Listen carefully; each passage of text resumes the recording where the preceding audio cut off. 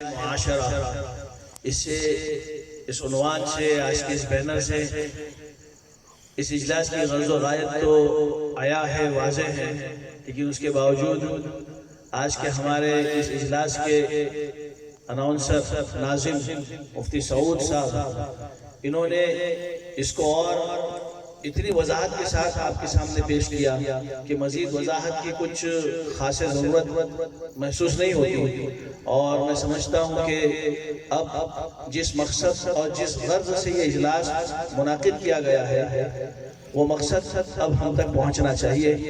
یہ گزارشات کے ساتھ میں اس سلسلے کو یہی روک کر مفتی صاحب سے بھی گزارش کرتا ہوں، مفتی سعود صاحب سے، کہ جو ہے وہ اصل ہمارا آج کا ہمارے مہمان کا بیان جو شروع ہو جائے، یہ زیادہ بہتر ہے۔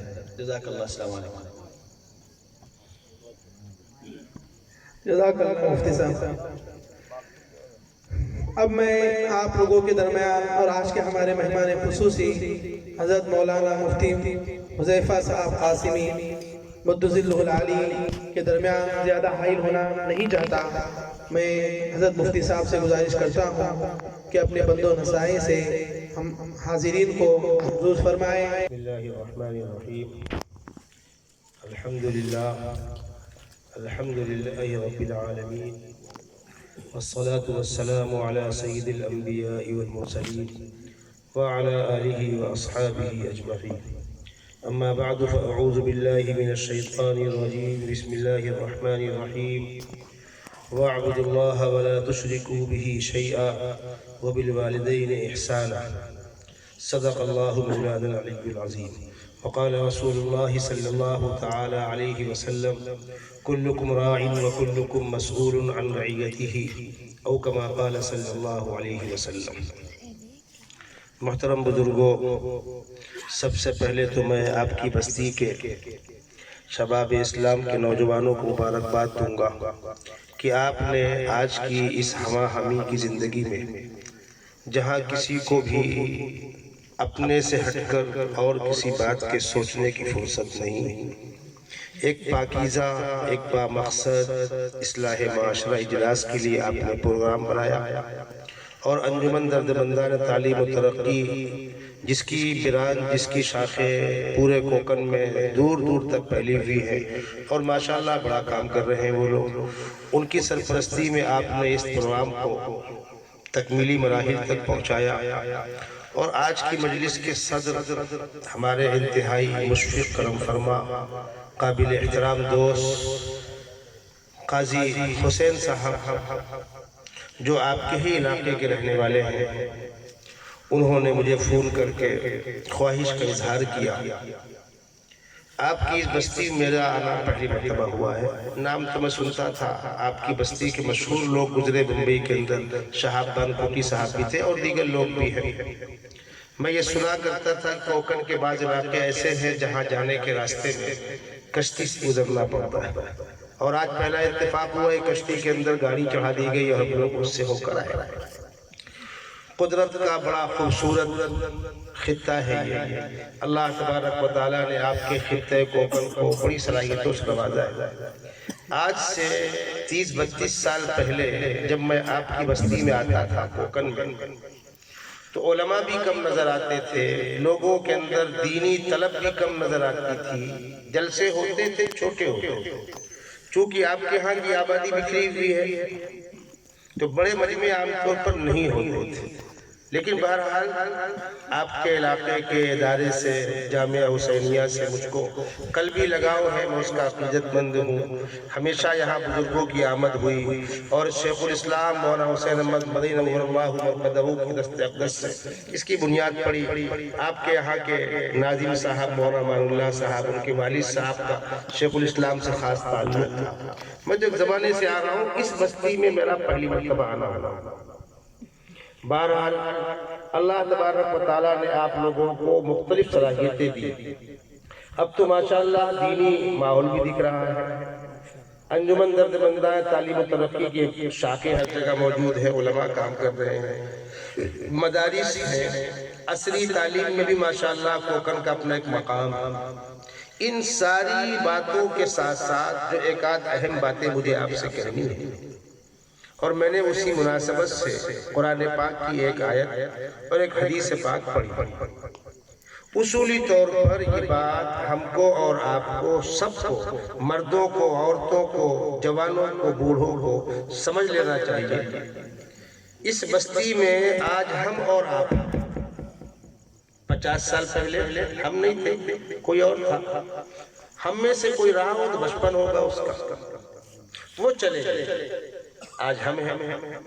اگلے 40-50 سال کے بعد ہم نہ ہوں گے، نئی نسل آ جائے گی۔ ہم سے پہلے والی بھی کہا کرتے تھے یہاں سے وہاں تک میرا، وہاں سے وہاں تک میرا، پھر وہ چلے گئے، ہم کہہ رہے ہیں۔ کچھ دنوں کے بعد ہم چلے جائیں گے، ہمارے بعد جو آئیں گے وہ کہیں گے۔ حقیقت میں نہ پہلے والوں کا تھا، نہ ہمارا ہے، نہ بعد والوں کا ہوگا۔ ان الارض للہ یورثها من یشاء، حقیقی مالک تو اللہ ہے۔ یہ دکان مکان کھیت کھلیان سب کو چھوڑ کر جانا ہے۔ کہنے کو میں کہہ دوں میں ذمہ دار ہوں، میں چنی اور چنا ہوں، یہ پاور ہے میرے پاس، جیسا کہ لوگ کہتے تھے کہنے والے، لیکن جو ہم سے پہلے آئے وہ بھی گئے، ہم کو بھی جانا ہے، ہمارے بعد جو آئیں گے ان کو بھی جانا ہے۔ جو بچہ ماں کے پیٹ سے پیدا ہوا اس کو ایک نہ ایک دن موت کی آغوش میں قبر میں جانا ہے۔ اب قبر کی شکل الگ ہو سکتی ہے، زمین کا گڑھا ہو، کوئی دریا میں ڈوب کر مر گیا، مچھلیوں نے کھا لیا، جنگل میں خوخوار درندوں نے نوچ کر بوٹیاں کھا لی، لاش نہیں ملی، کسی بھی شکل میں وہ دنیا سے گیا۔ اس دنیا سے جانے کے بعد قیامت برپا ہونے سے پہلے کا جو بیچ کا عرصہ ہے اس کو آپ قبر کی زندگی کہہ سکتے ہیں، عالم برزخ کہہ سکتے ہیں۔ اس دنیا میں ہم موجود ہیں، یہاں آنے سے پہلے ہماری روحیں جہاں پر جمع ہیں، جہاں سے ہم بھیجے جا رہے ہیں، وہ عالم بالا کہلاتا ہے، جہاں خداوند قدوس نے سارے انسانوں کی روحوں سے عہد لیا تھا۔ وَإِذْ أَخَذَ رَبُّكَ مِن بَنِي آدَمَ مِن ظُهُورِهِمْ ذُرِّيَّتَهُمْ وَأَشْهَدَهُمْ عَلَىٰ أَنفُسِهِمْ أَلَسْتُ بِرَبِّكُمْ، اور ہم سب اللہ سے عہد کر کے آئے ہوئے کہ پروردگار آپ کی ہی مانیں۔ آنے سے پہلے والا عالم عالم بالا، موجودہ عالم عالم دنیا، آنکھ بند ہونے کے بعد، جسم سے روح الگ ہو جانے کے بعد، میدان محشر میں جمع ہونے سے پہلے عالم برزخ، قبر کی زندگی، اور میدان محشر میں جمع ہونے کے بعد پھر اگلی زندگی ہمیشہ ہمیش کی، جہاں کی کامیابی حقیقی کامیابی اور جہاں کی ناکامی حقیقی ناکامی، وہ عالم آخرت۔ بس اتنی سی حقیقت ہے فریب کار ہستی کی کہ آنکھیں بند ہو اور آدمی افسانہ بن جائے۔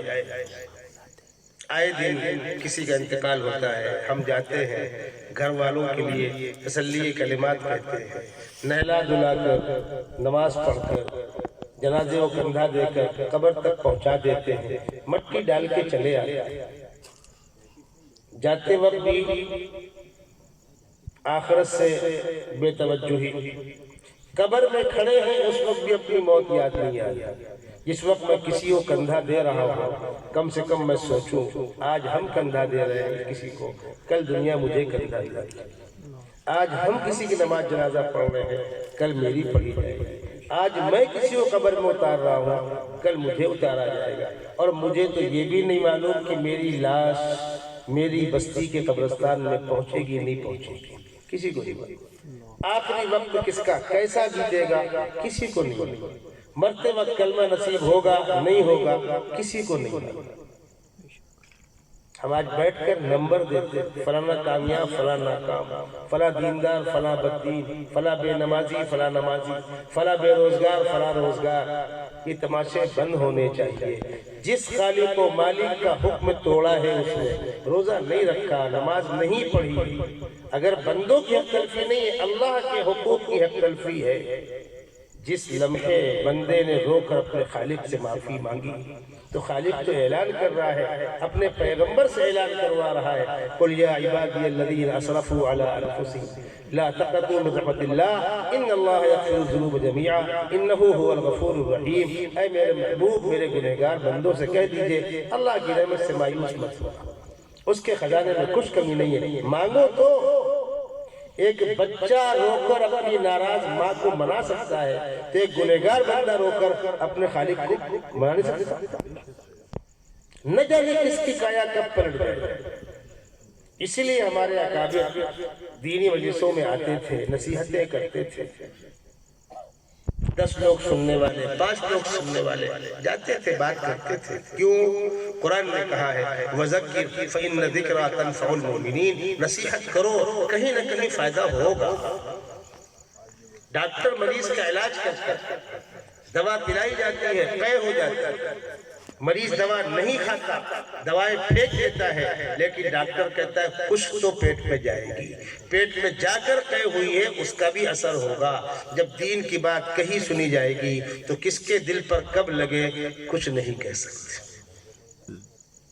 دینی مجلسیں، دینی جلسے، بس اوقات لوگ کیا کہتے ہیں، کیا حاصل ہے، کیا ہو گیا، ہمیں کیا دکھے گا کیا ہو گیا. وہ کیا ہو گیا، کس کے دل پر چوٹ لگی کس کو معلوم. اتنے بڑے مجمع کے اندر ایک بندے نے بھی زندگی کے بدلنے کا فیصلہ کیا، جلسہ کامیاب ہے. حتیٰ کہ میں تو یہاں تک کہوں گا کسی نے بھی قبول نہیں کیا تب بھی جلسہ کامیاب ہے، اس لیے کہ آپ کو تو آپ کی محنت کا صلہ ملا. سیدنا محمد رسول اللہ صلی اللہ علیہ وسلم مکہ المکرمہ میں مکے والوں کو سمجھاتے تھے. ایسا بھی ہوتا تھا کبھی کبھی صبح سے شام تک 50 لوگوں سے ملاقات کی، کسی ایک نے نہیں مانی. آپ مغموم ہو جاتے تھے، غمزدہ ہو کر تنہائی میں بیٹھ جاتے تھے. کیا ہوگا یا اللہ، میں کیا کروں، کیا تدبیر اپناؤں. اس ڈوبے ہوئے غم میں محبوب خدا کو خداوند قدوس تسلی دیتے تھے. لست علیہم بمسیطر الا من تولی وکفر کلا انہا تذکرہ فمن شاء ذکرہ طه ما انزلنا علیک القرآن تشقى الا تذکرة لمن یخشى. آپ نے اپنا کام کیا، آپ نے اپنا کام کیا، آپ کا اجر محفوظ ہو گیا. کوئی مانتا اس کی سعادت تھی، کسی نے نہیں مانا کوئی بات نہیں. آپ نے اپنا کام کیا کہ نہیں کیا؟ کیا. تو اصلاحی کوششیں کرنے والوں کی کوشش کا ان کو ثواب بہرحال ملنے والا. ہاں کچھ لوگوں نے مان لیا، ثواب میں اور اضافہ ہو جائے گا، حوصلہ افزائی ہو جائے گی. اس لیے بالکل کبھی یہ سوچنا ہی نہیں ہے کیا ہوگا، ہم کو ہماری نیکی کا صلہ ملے گا. مثال سمجھیں، اسکول کے بچے کھڑے ہوئے، کوئی جنگل جانور آ گیا، ہرن آ گیا. ٹیچر نے کہا بچوں دوڑاؤ اس کو، پکڑ کے لاؤ، 100 روپے دوں گا. بچے گئے، دوڑایا، دور تک دوڑایا، نہیں ملا، پسینے پسینے ہو گئے. لوٹ کر آئے، ٹیچر نے کہا بیٹا شاباش، تم بہت تیز دوڑے. وہ بہت جانور چالاک تھا، نکل گیا بچ کے. تم نے ہاتھ بڑھایا، پیر پکڑنے قریب تھے لیکن وہ چھلانگ مار کے نکل گیا. بیٹھو بیٹھو، بچوں کو پانی پلاؤ، ان کو مٹھائی کھلاؤ، 2-5 روپے ان کو انعام دو. تم نے اپنا کام پورا کیا، شکار نہیں ملا، کوئی بات نہیں. بہت سے انبیاء کرام ایسے آئے جنہوں نے انسانوں کو سمجھایا، پوری زندگی کام کرتے رہے، اللہ کا پیغام پہنچاتے رہے، ایک بندے نے نہیں مانا. تو کیا نعوذ باللہ نبی کا مقام کم ہو گیا، نبی کا درجہ کم ہو گیا؟ بالکل نہیں. نصیحت کرنی چاہیے، اس کا فائدہ ہوتا ہے. اگلی بات سنیں، ہمارا خالق و مالک اسی نے ہم کو پیدا کیا، وہی ہم کو مارے گا.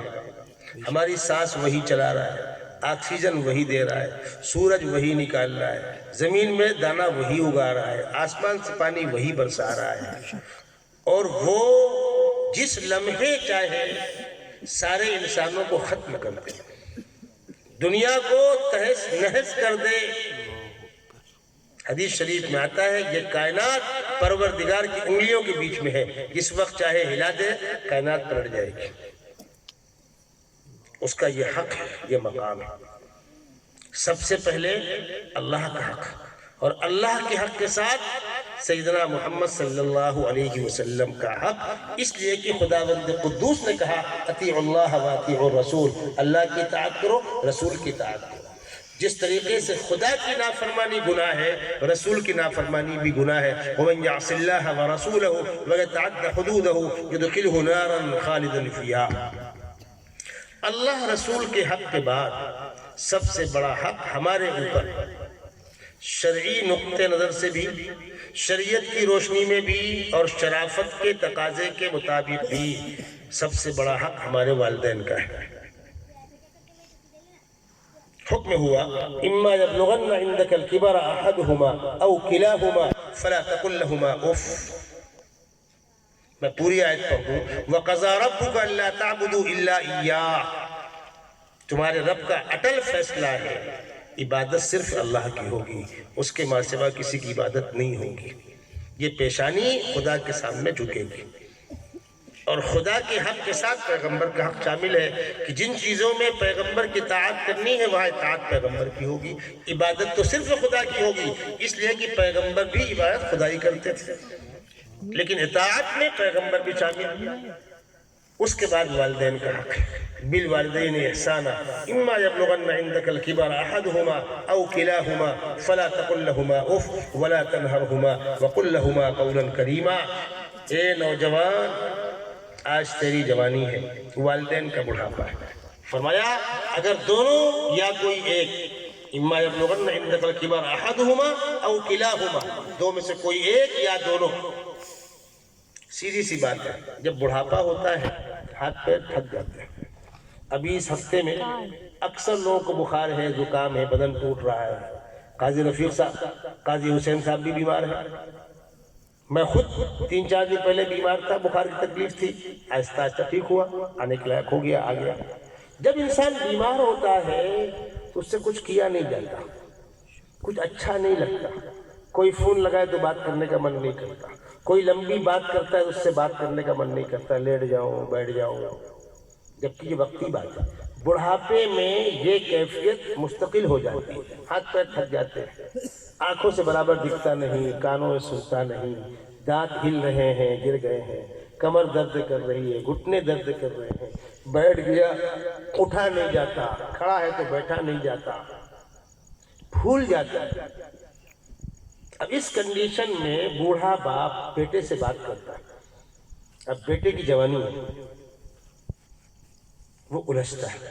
ارے پہلی بات تو یہ ہے ایک بہت برا مرض پیدا ہوا ہے، اور یہ چیز بچوں کے دماغوں میں ڈالی گئی باقاعدہ اسکولوں اور کالجوں کے اندر۔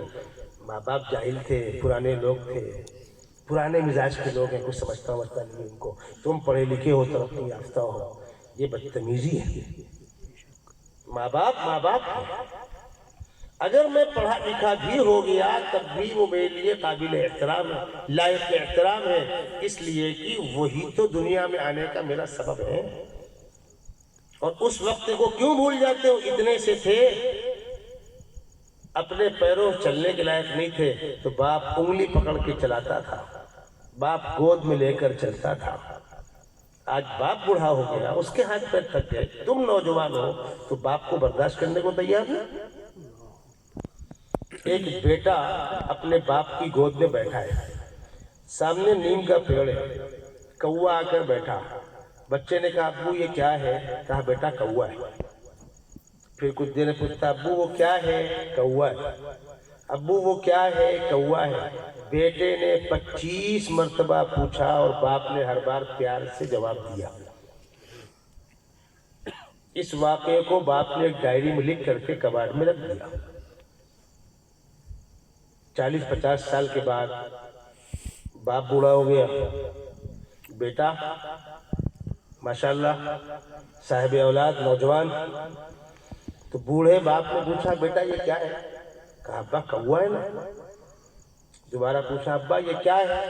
ارے بڈھے سٹیا گیا، ایک بار بتلایا نا کوا ہے۔ دوبارہ پوچھا بیٹا یہ کیا ہے؟ کہا چپ چاپ بیٹھ ورنہ گھر سے باہر کر دوں گا۔ کہا بیٹا ذرا کباڑ کھولو، چوکری نکالو، دیکھو کیا لکھا ہے۔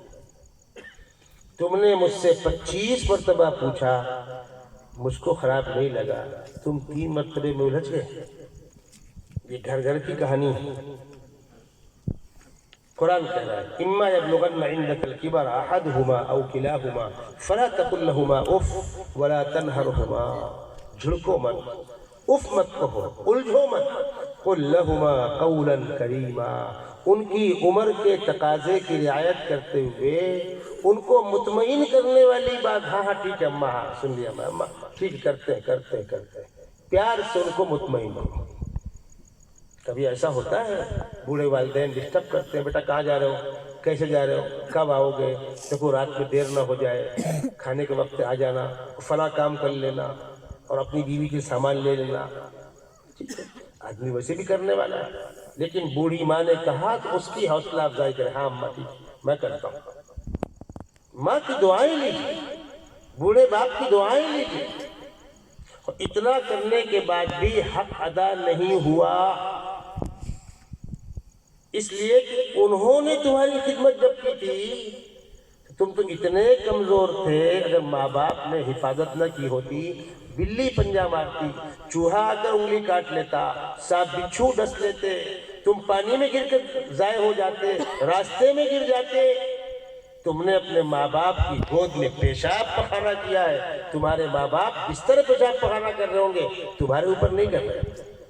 ایک بیٹا اپنی ماں کی گود میں پیشاب پخانا کرتا ہے، کبھی ماں نے ناگواری کا اظہار کیا؟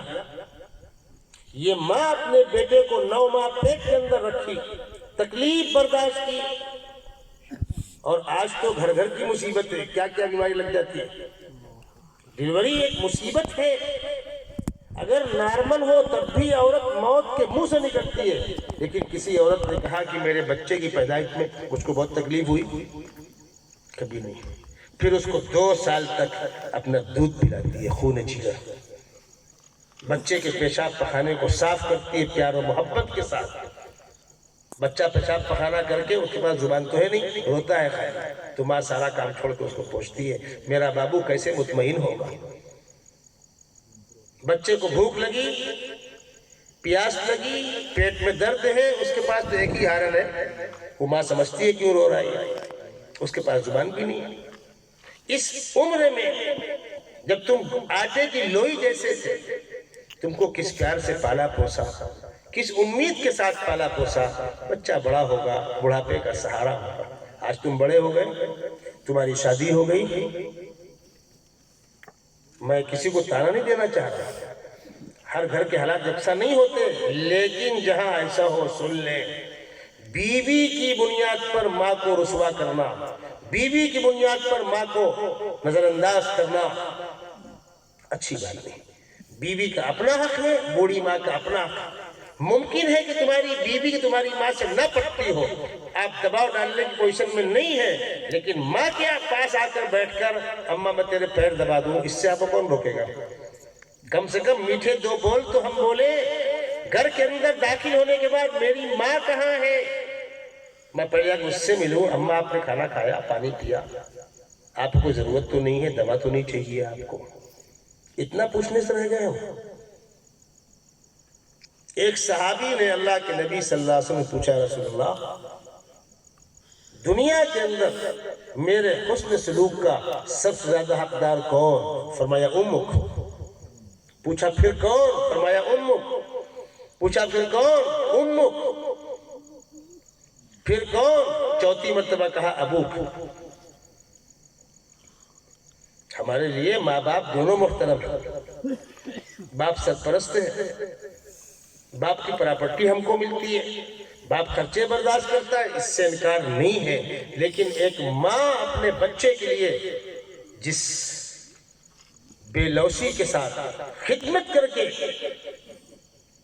اپنے بچے کی خدمت اور پرورش کرتی ہے، اللہ کے ہاں اس کا اتنا بڑا مقام ہے، اتنا بڑا مقام ہے کہ جب پوچھا من احق بحسن صحبتی یا رسول اللہ قال امک، قال ثم من؟ قال امک، ثم من؟ قال امک، ثم من؟ قال ابوک۔ اور سن لیجیے، ہم نے مکتب میں پڑھا ہے کہ جنت ماں کے پاؤں کے نیچے ہے، اور باپ جنت کے دروازوں میں سے ایک دروازہ ہے۔ گھر کے اندر ذمہ دار کون ہوگا؟ باپ۔ گھر کا ذمہ دار مرد ہوگا۔ کیوں ہوگا؟ یہ بھی ایک علمی مسئلہ ہے جس کے اندر بہت بلیک میلنگ کی جاتی ہے۔ دنیا یہ چاہتی ہے کہ عورتوں کو بھڑکایا جائے، مردوں کے خلاف اکسایا جائے، تماشے کیے جائیں۔ نہیں، عورت قدرتی طور پر نرم و نازک، حسین و جمیل ہے۔ وہ پردے میں رہنے کی چیز ہے۔ پردہ اس کی حفاظت ہے، اس کی سیفٹی ہے، اس کی عزت ہے۔ جب عورت گھر میں رہے گی اور باہر کے سارے کام مرد کے ذمے، دھوپ میں تم جاؤ، برسات میں تم جاؤ، محنت مزدوری تم کرو، پیسے کما کر لا کر گھر کی تمام ضرورتیں پوری کرو۔ عورت گھر کی ملکہ ہے، بچوں کی اچھی تربیت کرے گی، پرورش کرے گی، تمہارے گھر کی صاف صفائی کا خیال رکھے گی، کھانے پکانے کا خیال رکھے گی، تم کو سکون فراہم کرے گی، لیکن باہر کے سارے کام تمہارے۔ چونکہ مرد باہر رہتا ہے، گھر کی پوری پلاننگ مرد کرے گا۔ بچوں کا ایڈمیشن کہاں کرانا، شادی بیاہ کہاں کرانا، کیا کام کرانا، کاروبار کرانا، نوکری کرانا، یہ ساری پلاننگ شوہر کرے گا، بیوی نہیں کرے گی۔ تو گھر کے اندر، فیملی کے اندر سب سے بڑا باپ، لیکن بچوں کے لیے ماں باپ میں افضل کون؟ ماں۔ اس فرق کو ذہن میں رکھیے گا۔ فیملی کا نگراں الرجال قوامون علی النساء، اور اولاد کے لیے ماں باپ میں افضل کون؟ ماں۔ کوئی اختلاف نہیں اس کے اندر۔ میں نے آپ کو حدیث سنائی نا، صحابی پوچھ رہے ہیں کہ میرے حسن سلوک کا سب سے زیادہ حقدار کون؟ فرمایا تمہاری ماں۔ پوچھا پھر کون؟ تمہاری ماں۔ پھر کون؟ تمہاری ماں۔ چوتھی مرتبہ کہا تمہارے باپ، اور فرمایا الجنت تحت اقدام الامہات، جنت ماں کے قدموں کے نیچے، اور جو جنت ماں کے پیروں کے نیچے ہے، باپ اس جنت کا دروازہ ہے۔ کس کے لیے؟ بچوں کے لیے۔ اپنے بوڑھے والدین کا خیال رکھیں۔ الحمدللہ آج بھی مسلمان کتنا بھی گیا گزرا ہو، دوسروں کے مقابلے میں ہمارے یہاں بوڑھے والدین کا احترام ہے، خدمت۔ اب اگر کسی نے ایسا نہ کیا تو کیا ہوگا؟ انجام کیا ہوگا؟ حدیث شریف میں آتا ہے دنیا کام کرنے کی جگہ ہے، آخرت بدلے کی جگہ ہے۔ یعنی الدنیا دار العمل والآخرت دار الجزاء۔ وہاں کام کرنے کا موقع نہیں، وہاں حساب ہوگا، اور یہاں عام طور پر حساب نہیں ہوتا۔ جو بھلا کر رہا ہے بھلا کر رہا ہے، جو برا کر رہا ہے برا کر رہا ہے، جو خدا کو مان رہا ہے مان رہا ہے، نہیں مان رہا ہے نہیں مان رہا ہے، سب کھا پی رہے۔ دنیا کو آپ دیکھ لیجئے، حساب اوپر ہوگا۔ لیکن کچھ چیزیں ایسی ہیں، کچھ نیکیاں جن کا اثر دنیا میں ظاہر ہونے لگتا ہے، اور کچھ برائیاں جن کا اثر دنیا میں ظاہر ہونے لگتا ہے۔ وہ نیکیاں جن کا اثر دنیا میں ظاہر ہوتا ہے، حساب تو آخرت میں ہوگا، لیکن یہاں بھی اس کی خوشبو نظر آتی ہے۔ وہ ہے انسانی خدمت، خدمت خلق۔ اگر اللہ کی رضا کے لیے کی جائے تو کرتے ہیں کرنے والے، لیکن مقصد کچھ اور ہوتا ہے۔ اللہ کی رضا کے لیے خدمت خلق کا وہ مقام ہے، وہ مقام ہے۔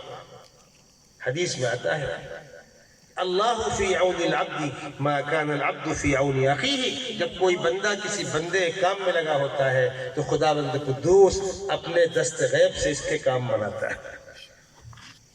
کہنے والے نے کہا خدا کے عاشق تو ہیں ہزاروں، بنوں میں پھرتے ہیں مارے مارے، میں اس کا بندہ بنوں گا جس کو خدا کے بندوں سے پیار ہو۔ اسی طریقے سے وہ برائیاں جن کا اثر دنیا کے اندر ظاہر ہونے لگتا ہے، وہ ہے والدین کی نافرمانی۔ والدین کو بڑھاپے میں تکلیف دینے والا آخرت میں بھگتے گا بھگتے گا، دنیا کے اندر بھی آثار دکھنے لگتے ہیں۔ تاریخ کے اندر ہزاروں واقعات، والدین کے ساتھ بدسلوکی نہیں کرنی چاہیے۔ اپنے بوڑھے والدین کو گھروں کے اندر برداشت کرنے کو تیار نہیں۔ ایک شخص نے اپنے باپ کو گھر سے نکال دیا، سردی کا موسم تھا اس کے انداز کا، بیچارہ باہر بیٹھ گیا، سردی لگ رہی ہے، کھانس رہا ہے۔ اس نے بیٹے سے کہا بیٹا وہ اندر والے کمرے میں ایک پرانا کمبل پڑا ہوا ہے، وہی مجھ کو دے دو، اوڑھ کے بیٹھ جاؤ۔ انہوں نے اپنے بیٹے سے کہا، یعنی پوتے سے، جا کر اندر جا، وہ کوٹری میں کمبل پڑا ہے، دادا کو لا کے دے دے۔ وہ گیا، کچھ دیر کے بعد لوٹ کے آیا۔ اتنا وقت کیوں لگا؟ سامنے کمبل پڑا ہوا تھا۔ کہا ابا قینچی نہیں مل رہی تھی۔ قینچی کا کیا کام؟ میں نے کمبل کو آدھا کاٹ رکھ لیا ہے، آدھا دادا کو دیا۔ وہ آدھا کیا ہوگا؟ وہ آپ کو لگے گا نا، تب لائٹ جائے گی۔ آج تم تمہارے باپ کو نکال رہے ہو، کل تمہارا بیٹا تم کو نکالے گا۔ میں نے اپنی آنکھوں سے دیکھا ایک صاحب کا واقعہ، سر سے پیروں تک جان نکل چکی ہے، پیروں میں اٹکی ہوئی ہے، بدن سڑ گیا ہے، چیوٹیاں لگ رہی ہیں، ہفتوں گزر گئے ہیں، روح قبض نہیں ہو رہی۔ مجھ کو بلا کر لے گئے، پھوک ڈال دیجیے۔ دیکھا میرا بڑا دکھ ہوا مجھ کو یہ کنڈیشن دیکھ کر۔ باہر نکلا تو ایک صاحب نے کہا انہوں نے اپنے بوڑھے باپ کے ساتھ ہی سلوک کیا تھا، ان کا بوڑھا باپ دنیا سے ایسے ہی گیا ہے، آج خدا ان کو یہی دکھا رہا ہے۔ جب دنیا میں دکھ رہا ہے تو آخرت میں کیا ہوگا؟ والدین کے مقام کو پہچانیے، والدین کے مقام کو پہچانیے۔ دوسری بات، ہمارے چھوٹے بچے، نئی نسل، ہم ان کے لیے ہر خوشی کا سامان فراہم کرتے ہیں۔ ہر ماں باپ چاہتے ہیں بچہ ہمارا پڑھا لکھا ہو جائے، حتیٰ کہ غریب ماں جھاڑو برتن کر کے، نوکری کر کے مہنگے اسکول میں ایڈمیشن کرتی ہے بچوں کا، تاکہ مستقبل روشن۔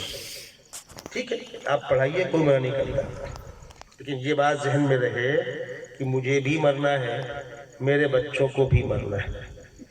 میں جو پڑھا رہا ہوں اسکولوں میں، کالجوں میں، جہاں جو پڑھا رہے ہیں، لمبی لمبی فیسیں، مہنگے مہنگے ڈونیشن، کیا ہوا؟ انگلش بڑی اچھی آتی ہے وہاں، پھر کیا ہوگا؟ ڈگری اونچی ہوگی، پھر کیا ہوگا؟ نوکری اچھی ملے گی، پھر کیا ہوگا؟ بنگلہ ہوگا، گاڑی ہوگی، عیش ہوگا۔ ٹھیک ہے، یہ خواب آپ نے دیکھ لیا۔ اولاً تو یہ خواب پورا ہو ضروری نہیں ہے، چلیے ہو گیا، نوکری مل گئی، تنخواہ اونچی ہو گئی، گاڑی گھوڑا ہو گیا، بنگلہ ہو گیا، سماج میں بڑا نام ہو گیا۔ کب تک؟ 50 60 70 سال تک۔ اس کے بعد موت نہیں آئے گی۔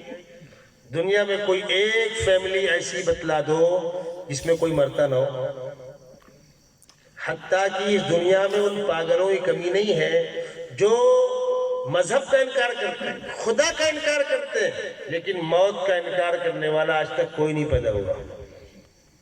اسی لیے قرآن نے موت کا دوسرا نام رکھا ہے الیقین، حتیٰ اتانا الیقین۔ دنیا میں اس سے بڑی یقینی کوئی چیز نہیں۔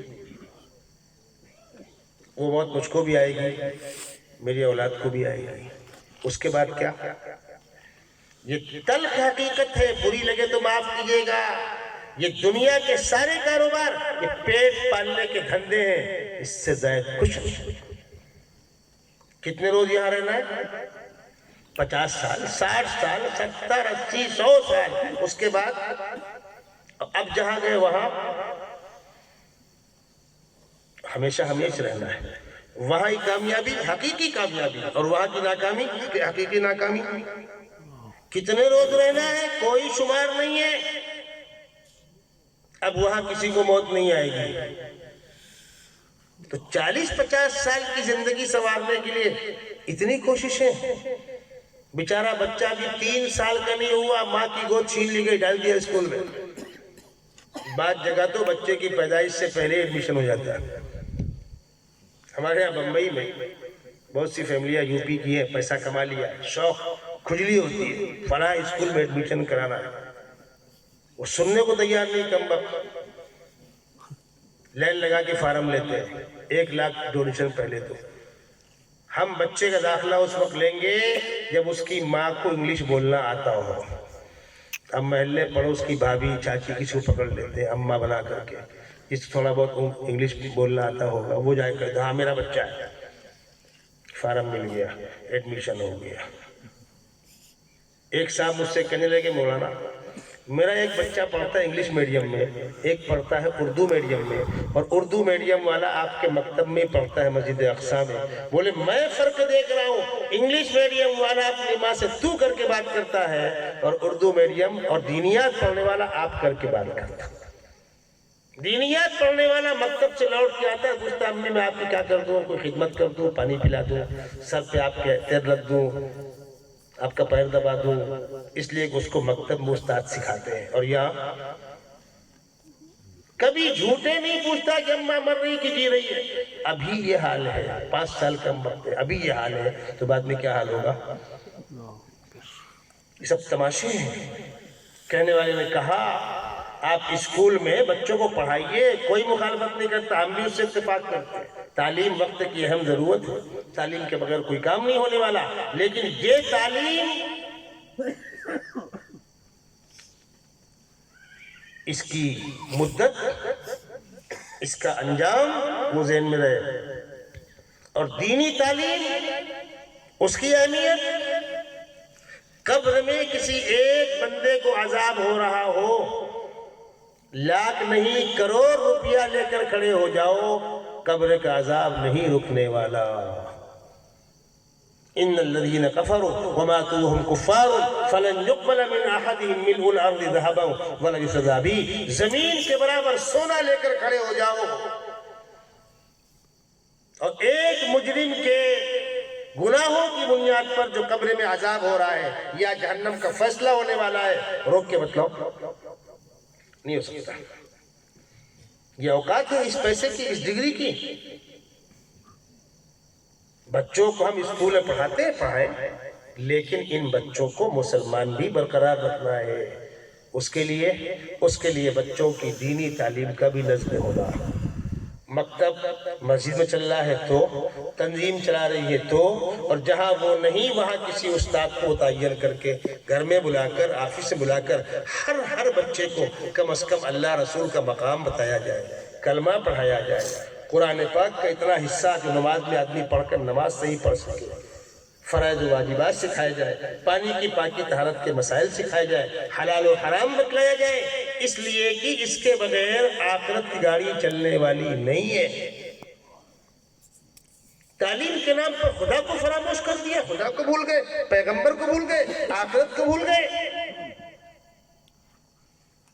کہنے والے نے کہا تم شوق سے کالج میں پھلو پارک میں پھولو، جائز ہے غباروں پہ اڑو، چرخ پہ جھولو، بس ایک سخن بندے ناچیز کی رہے یار، اللہ کو اور اپنی حقیقت کو نہ بھولو۔ الحمدللہ، لیکن ابھی بھی کام کی بہت ضرورت ہے، ابھی بھی کام کی بہت ضرورت ہے۔ جہاں مکاتب ہیں ان کو مضبوط کیا جائے۔ ہمارے اکابر کی پہلی فکر 2 سال پہلے دارالعلوم دیوبند کے محتمی مفتی ابوالقاسم صاحب نعمانی مدثر اللہ العالی، جو جمعیت علماء کے دینی تعلیمی بورڈ، آل انڈیا دینی تعلیمی بورڈ کے وہ صدر ہیں، مفتی سلمان منصور پوری صاحب جنرل سیکریٹری ہیں، پوری جمعیت کی باڈی اس پر سوچنے بیٹھی تھی کہ ہم کو پورے ملک میں اپنے تمام میں، وہ بھی پیٹ بھرے کھاتا اور سو جاتا ہے، موت آتی چلا جاتا ہے، ہم بھی اسی حال میں چلے گئے تو کیا جانور اور ہم ایک ہیں؟ نہیں، ہم کو خداوند قدوس نے عقل دی ہے، شعور دیا ہے، قوت گویائی دی ہے، اپنی معرفت کا سلیقہ دیا ہے۔ تم پہاڑوں کو چیر کر سرنگ بناتے ہو، دریاؤں پر پل بناتے ہو، آسمانوں پر کمن ڈالتے ہو، تم انسان ہو، اشرف المخلوقات ہو، تم کو اپنے کیے کا جواب دینا ہو۔ جانور جانور ہے، اس کی اتنی ہی حیثیت ہے کہ پیٹ بھرے کھا لے، دن بھر کے سو لے، محنت مزدوری کر لے، یا تو کٹ گیا گوشت کھا لو، یا مر گیا مٹی مل گیا، جنت جہنم اس کو نہیں جانا۔ تم نے اگر زندگی کا مقصد اتنا سمجھا ہے تو جانور تم سے اچھا ہے، اس لیے کہ اس کو جہنم میں نہیں جانا اور نافرمان انسان کو جہنم میں جانا ہے۔ قرآن نے کہا والذین کفروا یتمتعون ویأکلون کما تأکل الانعام والنار مثوی لهم، اللہ کے نافرمان کھا پی کر سو کر زندگی کو گزار کر اپنے آنے کا مقصد سمجھتے نہیں کہ جہنم میں جائیں گے۔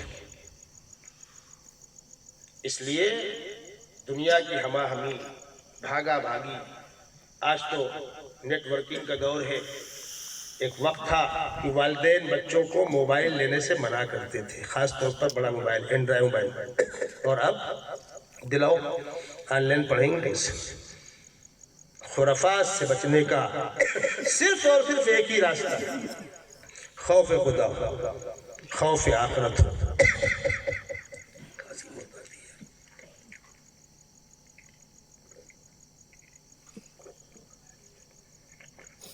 آج برائیوں سے بچنے کا صرف اور صرف ایک ہی راستہ. ہم کو شکوہ ہے بچے بے قابو ہیں، بچیاں بے قابو ہیں، کوئی کہیں جا رہا ہے، کوئی کچھ بھی کر رہا ہے. اس کچھ سے بچانے کا صرف ایک ہی راستہ ہے، آخرت کی یاد. جب دل میں خوف خدا ہوگا تو انشاءاللہ قدم بہکے گا نہیں. گرمی کا موسم تھا ہمارے یو پی میں،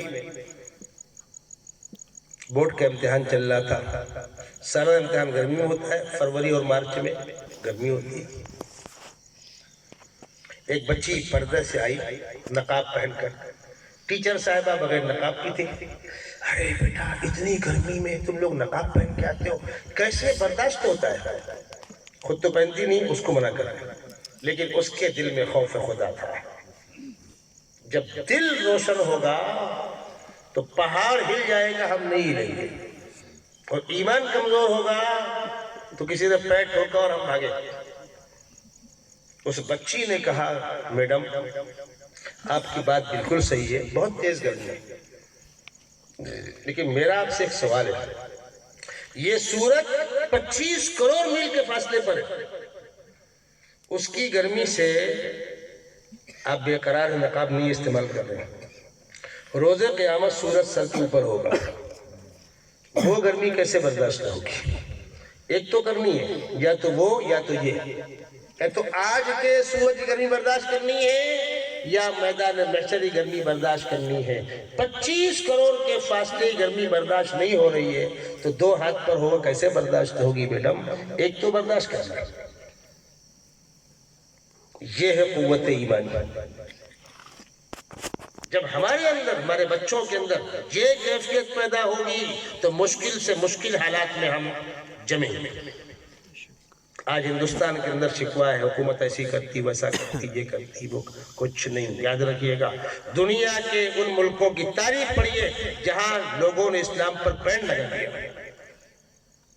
ترکی میں ایک عرصے تک اسلام پر بین تھا، عربی زبان میں اذان منع تھی. روس کے اندر 70 سال تک اسلام پر بین تھا، مٹ گیا اسلام. ترکی سے مٹ گیا اسلام، روس سے مٹ گیا اسلام.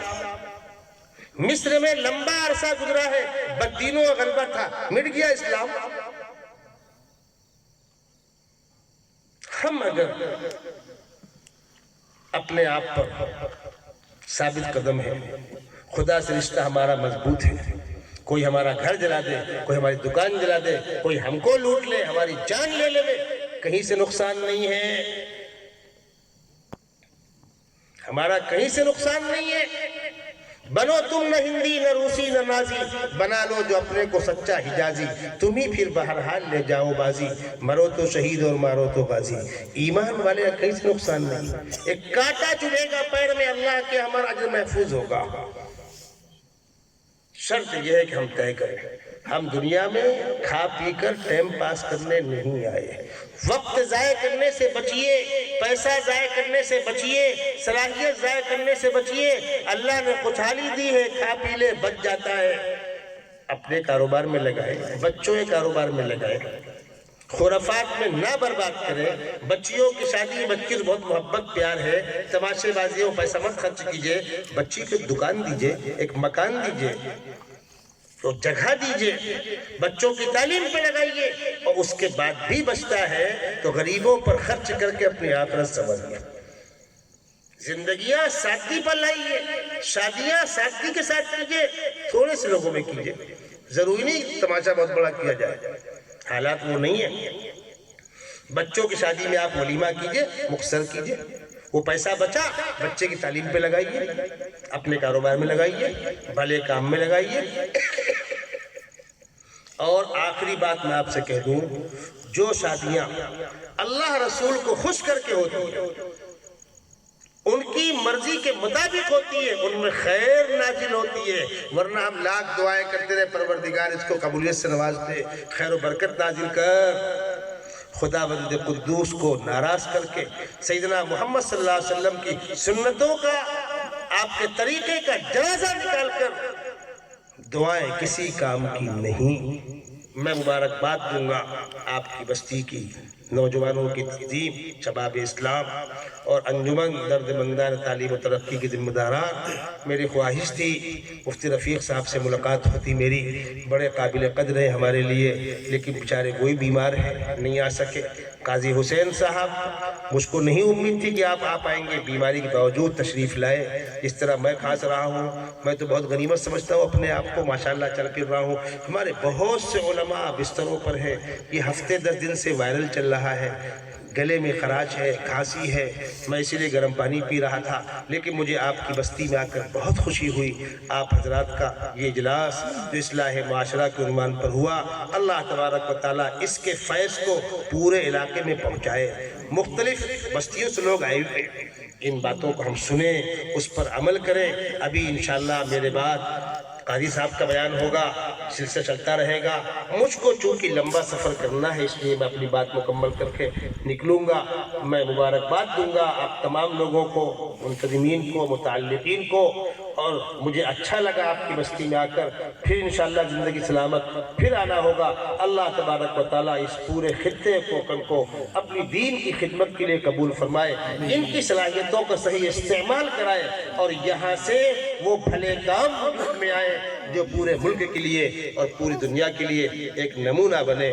وآخر دعوانا ان الحمدللہ رب العالمین۔ قاضی صاحب مجھ سے کہا، صاحب خانہ نے، وہ صاحب نواب صاحب دادرکر صاحب نے درخواست کی تھی دعا کے لیے، جب آپ دعا کرائیں گے تو ان کے لیے خاص طور پر ان کی صحت کی دعا کرا دیجیے گا۔